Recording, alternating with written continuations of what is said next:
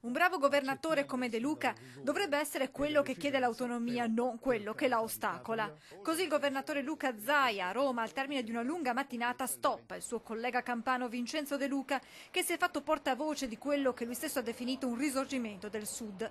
Alla vigilia del Consiglio dei Ministri, che vedrà all'ordine del giorno proprio la bozza dell'intesa, l'autonomia sembra spaventare sempre più, scatenando una dura reazione delle regioni meridionali contro il Nord.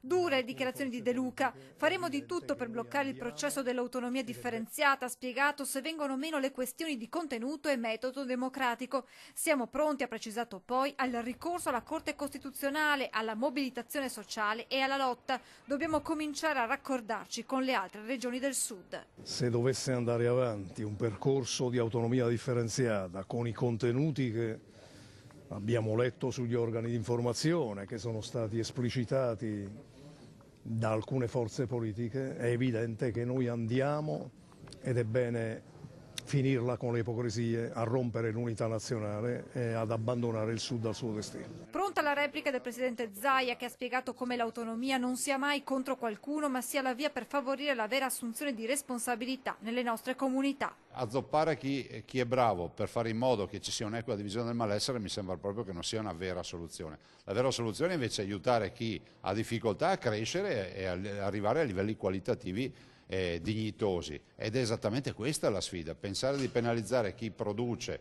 perché qualcun altro non ce la fa, direi proprio di no, ma nessuno vuole abbandonare alcuno in giro per l'Italia. Ma non c'è solo la regione Campania. Il Consiglio Comunale di Napoli terrà infatti una seduta straordinaria venerdì 15 febbraio alle 16 per affrontare la questione dell'autonomia, mentre domani, come annunciato nei giorni scorsi in piazza Montecitorio, il sindaco De Magistris ed esponenti della giunta organizzeranno una conferenza stampa per dire no all'intesa.